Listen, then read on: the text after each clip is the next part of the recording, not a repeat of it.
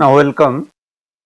In this video we shall cover the spectral properties of stationary models, in which we shall study the periodogram of a time series and cyclic behavior and periodicity, and how this sample spectrum and relation between the sample spectrum and sample autocovariance function.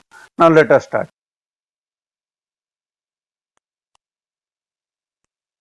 Now in time series analysis, what we do, we consider the present value which is related to the past values. That means the successive the values with respect to time, they are dependent upon each other, which differentiates time series analysis from the classical analysis, statistical analysis, because in classical statistical analysis we consider the successive observations which are taken with respect to time, they are independent.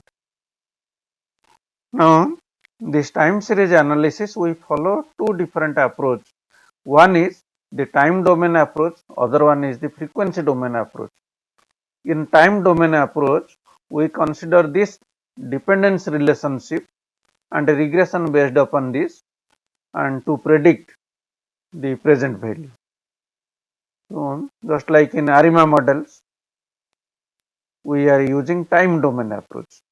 But in frequency domain approach, we consider the present value, which is composed of the effect due to the periodic functions like sine cosine functions. So this is in terms of the frequency and amplitude, since these are the periodic functions. So approaches based upon these periodic functions are known as the frequency domain approach. That is the main focus in this video. Now for this, we shall first define what is a cycle. A cycle is defined as one complete period of sine or cosine function defined over a time interval of length 2 pi. Because one complete cycle means, if you take the sine function, when theta equal to 0, sine function starts from 0, increases to 1 when theta equal to pi by 2, then when theta equal to pi, it comes down to 0, and 3 pi by 2 it comes to minus 1, and again increases to 0 when theta equal to 2 pi. Similarly, cosine function, when theta equal to 0, it starts from 1, decreases to 0 when theta equal to pi by 2, then again decreases to minus 1 when theta equal to pi, then increases to 0 when theta equal to 3 pi by 2, and then increases to 1 when theta equal to 2 pi. So this 0 to 2 pi, it completes one complete cycle for a sine function as well as a cosine function. So we consider a cycle, it is a period of length 2 pi, and we consider the periodic process. Suppose the value of the time series at time t zt, that is equal to a cos 2 pi omega t plus phi, where t equal to 0 plus minus 1 plus minus 2 up to so on. So we can introduce here also the random variation, where we can consider the amplitude a and phase phi, both are random variables. So here we can use the omega, this is the frequency. Frequency is the number of cycles per unit time, and a is the amplitude, phi is called as the phase. So now if we expand using cos a plus b formula here, so that will be equal to cos a into cos b plus sin minus sin a into sin b. So this will be a cos 2 pi omega t into phi minus a sin 2 omega t into sin phi. So if we take a cos phi as alpha and here a minus a sin phi as beta, so this will be alpha cos 2 pi omega t plus beta sin 2 pi omega t, where and alpha square plus beta square, that will be equal to a square, that is the square of the amplitude. So a equal to root over of alpha square plus beta square, and the phase, that is phi, that is equal to tan inverse beta by alpha. So this is the phase. So we can consider A and phi are independent random variables, and generally the distribution of A square is chi-square distribution with 2 degrees of freedom, and phi is uniformly distributed in the interval minus pi to pi. Alpha, beta are independent, standard normal random variables. So how this happens, you can go through the book Time Series Analysis by Anderson. They have discussed very clearly about these distributions, how this distribution of A and phi.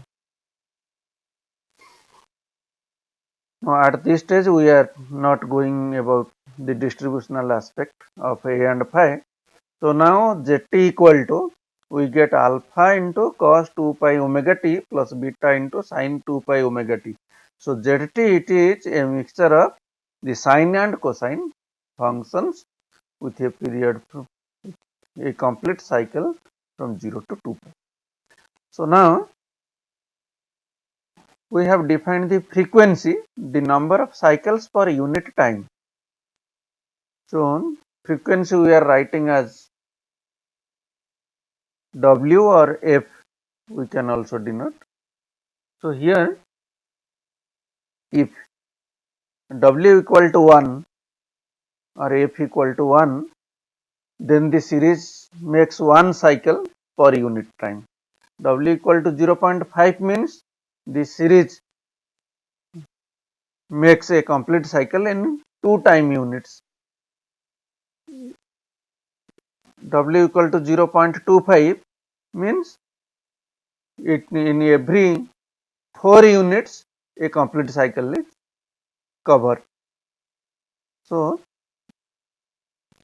omega gives the frequency which we write as F subsequently.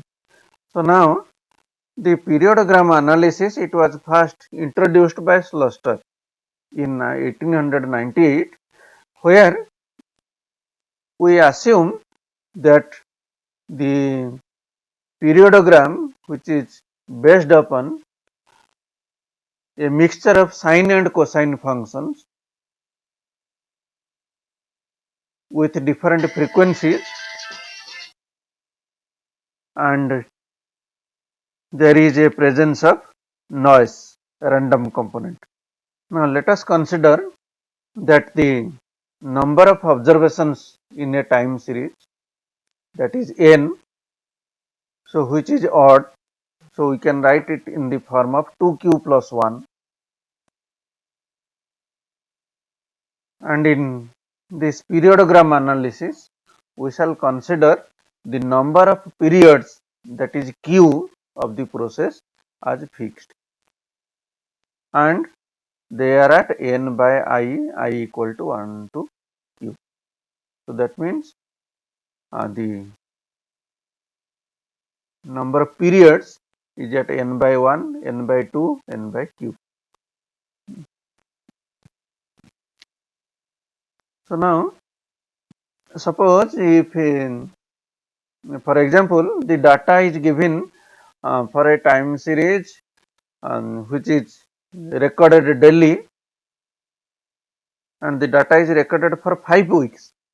So recorded daily 5 weeks, so that means we have got 35 values, 7 into 5, 1 week 7 days, 5 weeks 5 into 7, 35 values. So 35 equal to 2 into 17 plus 1. So this is odd. So we get q equal to here 17, 2q plus 1. So hence the number of periods is assumed to be 17, which is fixed. So this is the one of the limitation also for the periodogram, because we are assuming the number of periods as fixed before going to analysis, and these periods are at 35 by 1, 35 by 2, and up to 35 by 17. So now we can consider the value of the time series at time t, that is zt. It is composed of this model, which is the Fourier series model, that is alpha 0 plus I equal to 1 to q alpha I 2 cos 2 pi fi into t plus beta I sin 2 pi fi into t. Now in place of omega, we are writing the frequencies fi here. Here this is the complete model. Since this is q n equal to 2q plus 1, so that is why q number of sine and cosine functions here. Alpha 0 is a constant and et, this is the random component at time t, and the frequencies fi equal to I by n. So now alpha I and beta I, these are independent random variables as we have already discussed, with zero mean and variance sigma I square, and fi are the distinct frequencies, because fi, this is I by n, fi f1 1 by n, f2 will be 2 by n, and fq, that will be q by n. So the above process exhibits this process gives a sum of independent components, because these components are all independent. Now we can use our linear model for estimating alpha 0, alpha I, beta I. So now in matrix form we can write this model z equal to m into beta plus e, where z is a n cross 1 matrix, n means 2q plus 1 cross 1.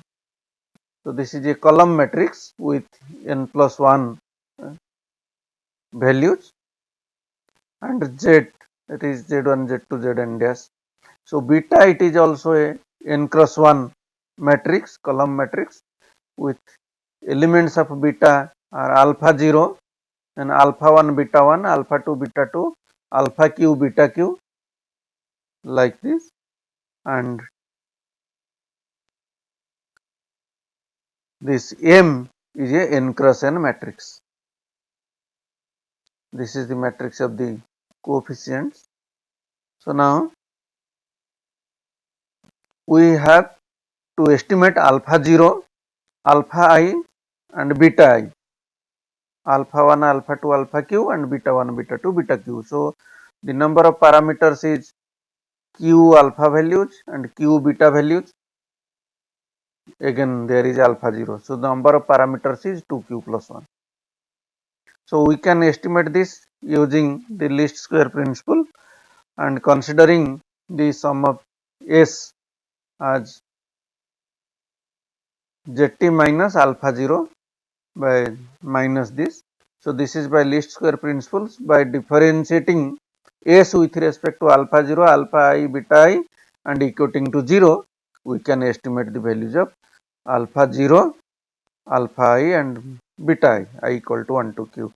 And otherwise we can use directly this formula beta cap equal to m dash m inverse m dash z. So where m is this is the coefficient matrix. You can try this by taking 5 values, n equal to capital N equal to 5 and q equal to 2. You can verify this. M, the elements of m as orthogonal, and since because of this relation t equal to 1 to n cos square 2 pi I by n into t, this is n by 2. Similarly, sin summation t equal to 1 to n sin square 2 pi I by n t, this is also equal to n by 2. This detailed derivation is also given in a Anderson book, how these are orthogonal. You can also verify taking an example, n equal to 5 and q equal to 2. So here m dash m equal to this. So this is m dash m is a diagonal matrix. So now we can find the beta cap, that is equal to m dash m inverse m dash y, m dash inverse. So since m dash m is a diagonal matrix, its inverse will be reciprocal of these diagonal elements. So this will be 1 by n, this is 2 by n, 2 by n, all are 2 by n. So now, so alpha 0, that is the estimate of alpha 0, that is A0. So first element of m dash m, this is 1 by n, and this is summation z, zt t equal to 1 to n, that is z bar. And alpha I cap, estimate of alpha I, that is ai, this is 2 by n, t equal to 1 to n, zt cos 2 pi I by n into t, I equal to 1 to q, and beta I cap equal to bi 1 by n, I t equal to 1 to n, zt sin 2 pi I by n into t. So we can find this alpha I cap and ai cap and alpha I cap and beta I cap here. This is also 2 by n, not 1 by n. Beta I cap will be bi, this is 2 by n into this. Now when n is even, suppose we have taken n is odd, n equal to 2q plus 1, but when n is even, n equal to 2q, so here we have in the previous one, here we have 2q plus 1 parameters and 2q plus 1 equations. So here n equal to 2q, so I equal to, we take the number of cycles, I equal to 1, 2, 3 up to q minus 1. So aq, that will be equal to 1 by n, t equal to 1 to n minus 1 to the power t into zt, bq equal to 0.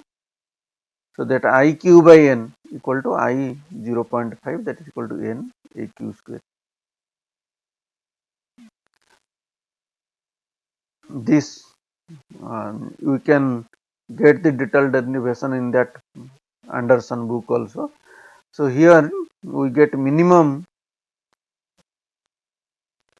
2 intervals we require for one complete cycle. So that is why this is the maximum value 0.5. Now alpha I square beta I square is an estimate of the amplitude ai at I, and tan inverse beta I by alpha I is an estimate of the phase phi I at I. Now we write IFI, that is equal to n by 2, IFI means intensity at frequency Fi, that is why I am writing IFI, that is equal to n by 2 ai square plus bi square, I equal to 1 to q. So frequency I by n, so number of frequencies q, I equal to 1 to q. So periodogram, when we plot these q values of Fi along x axis and IFI along y axis, we get the curve, we get the points that gives the periodogram. So frequencies, they are the discrete values at points 1 by n, 2 by n and q by n. So in a periodogram analysis, we shall consider the graph of IFI against Fi. So frequencies Fi equal to I by n, I equal to 1 to q. These are fixed. So that is the limitation of the periodogram. We are considering the frequencies, number of frequencies is fixed at q, and these frequencies occurs at points I by n, 1 by n, 2 by n, 3 by n, q by n. That means the frequencies occurs at multiples of 1 by n. So this is the limitation of the periodogram. But in spectrogram, there is, since Fi, we are, its maximum value is 1 by 2, we are considering the values of f as continuous values, taking 0 to half. So that is the advantage of spectrum over this periodogram. In periodogram, we are considering the Fi values are discrete, number of frequencies is fixed at I by n, I equal to 1 to q, that means these q values, these are fixed, but in spectrum we are considering these frequencies, it is a continuous between 0 to half. So this is the advantage of the sample spectrum. We need not require the assumption regarding the number of frequencies. So IF, that is equal to n by 2 AF square plus BF square. So if we plot this IF against F varying from 0 to half, we get this spectrogram. So spectrogram, it is a continuous curve, but periodogram, it is not a continuous curve because the frequencies are discrete values at 1 by n, 2 by n, up to I by n. So this is the difference, but both can be interpreted in the same way. So now let us consider the advantages of this spectrogram over this periodogram. A spectrogram, it is used to detect and estimate the amplitude of the harmonic component of the mixture of sine and cosine functions, the harmonic component with unknown frequency f in presence of the random component, and these f values are continuous between 0 and half. Thus the spectrogram, it is more convenient than using the periodogram. This is the first.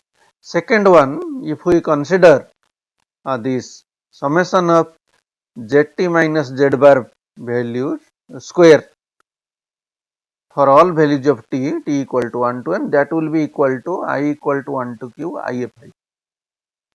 You can verify from that equation of zt equal to alpha 0 into this. So this can be verified easily.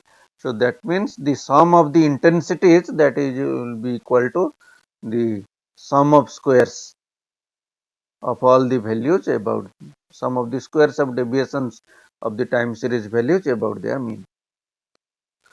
So that this is an important property. And the third one, if we go for this spectrum, sample spectrum of spectrogram, it provides a basis or the starting point for the theory of the spectral analysis.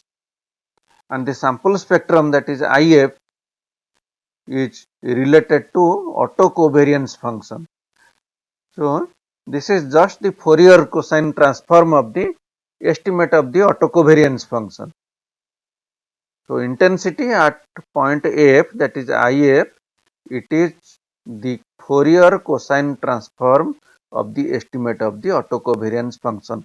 How this relation? That means IF equal to 2 into C0 plus 2 k equal to 1 to n minus 1 ck cos 2 pi fk. F is the frequency and C0 ck are the sample autocovariances, C0, C1, C2, ck. Now we shall derive this relation, how it happens.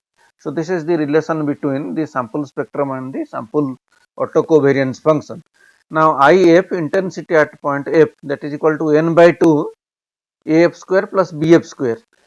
So if we use A square minus B square formula, considering I square equal to minus 1, so this will be AF minus I into BF, AF plus I into BF. That is equal to n by 2. If we consider df, d subscript f, that is equal to af minus I into bf.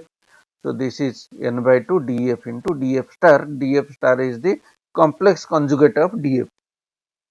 A plus ib, its complex conjugate is a minus ib. So df equal to af minus ibf. So df star equal to af plus ibf. So this imaginary part will change this sign just. Now we have df equal to af minus I into bf, that is equal to 2 by n. Using the values, estimated values of af and bf, we get, because af equal to 2 by n, t equal to 1 to n, zt cos 2 pi ft. Similarly, bf equal to 2 by n, zt sin 2 pi ft, as we have obtained earlier, we use that values. Now, so df now becomes equal to 2 by n. So zt, your cos t minus I sin t, this is equal to e to the power minus it. So e to the power minus 2 pi ft. Cos alpha minus I sin alpha, that will be equal to e to the power minus alpha. So in place of alpha we have 2 pi ft. So e to the power minus 2 pi ft. 2 by n t equal to 1 to n zt minus z bar, if there are these values corrected from the mean, and zt minus z bar e to the power minus 2 pi ft. Now if equal to 2 by n, this is t equal to 1 to n.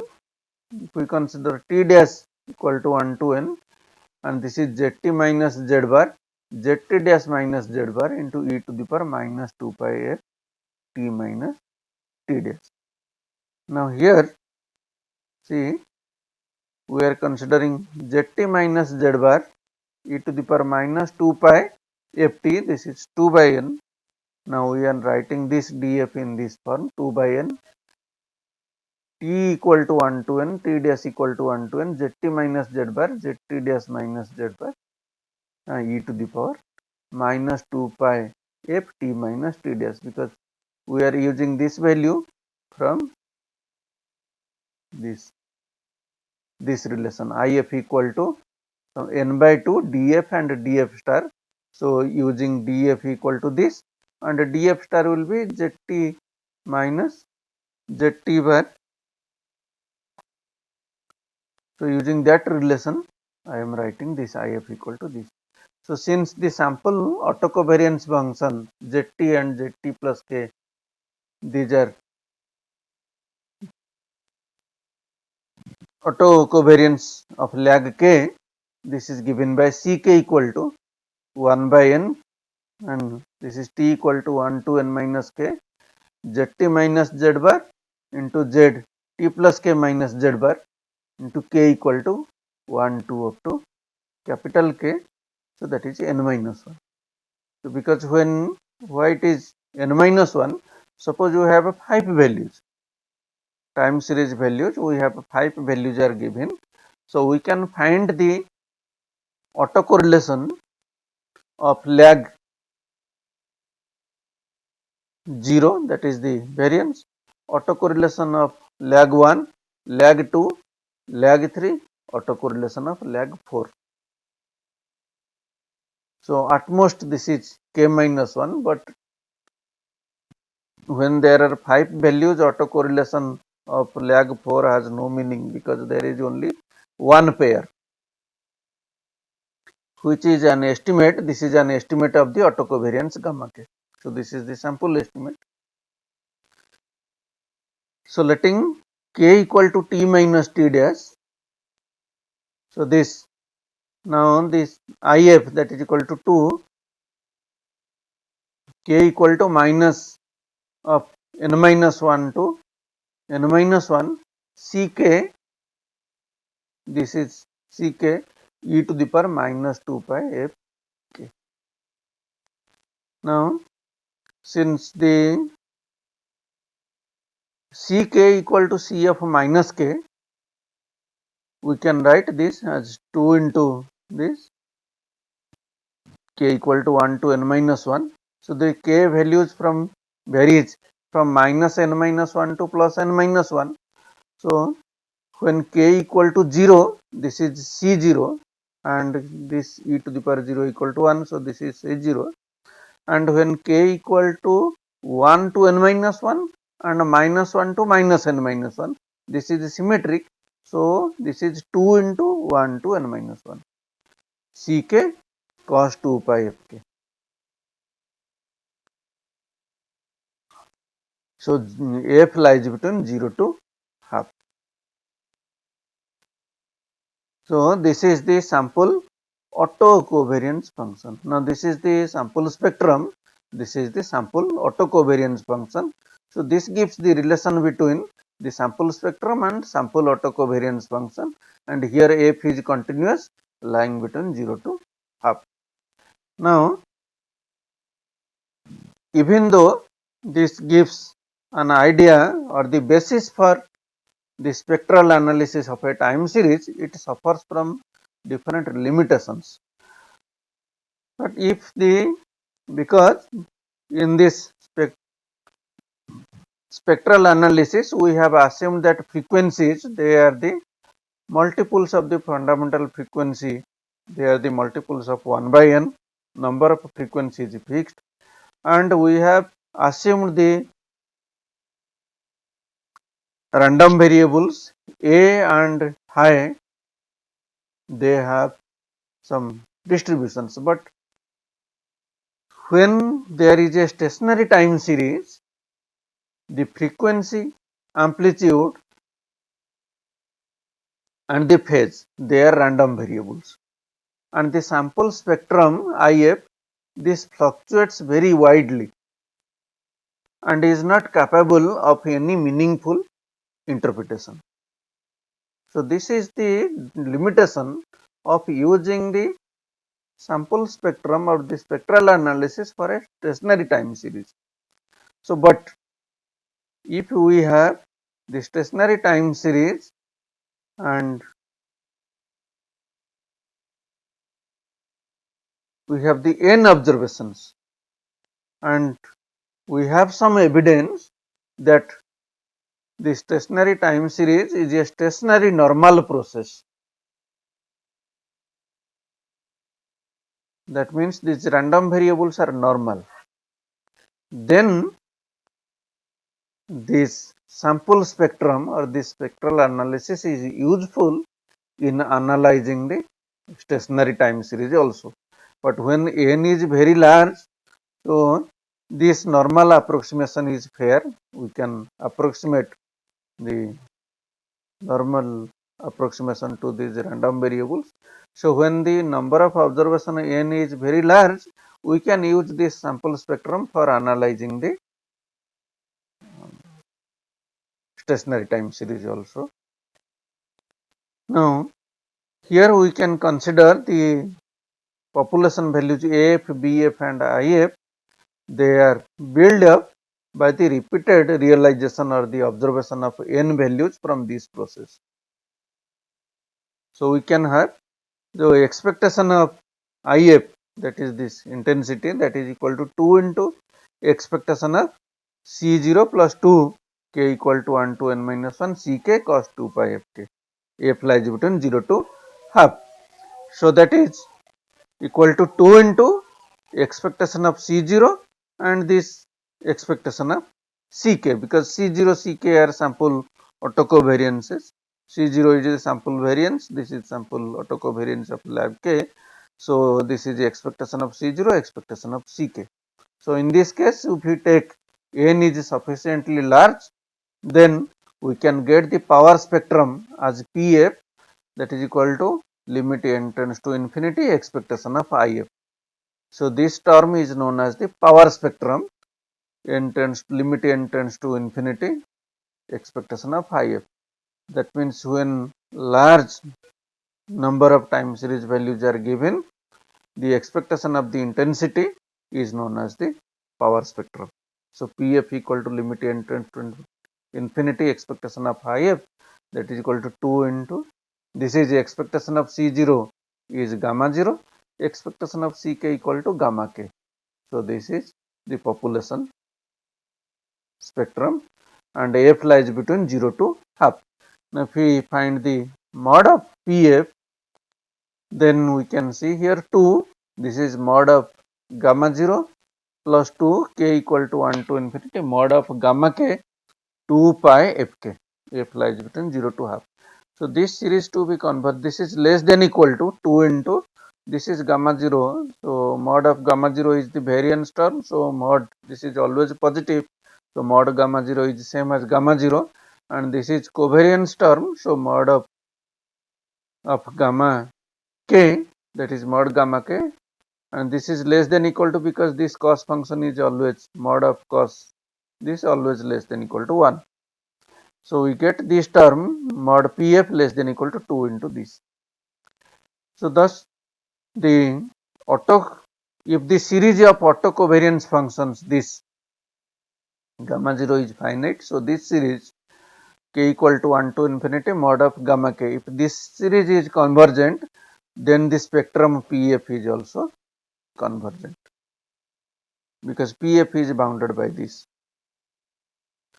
Now, since the sample spectrum, it is the Fourier series transform of the autocovariance function, therefore the knowledge on the autocovariance function is mathematically equivalent to the knowledge on the spectrum, and the vice versa, because of this relation between this spectrum and the autocovariance function. So now the variance of the process is gamma 0, that is sigma z square, the variance. So 0 to half, because AF varies from 0 to half.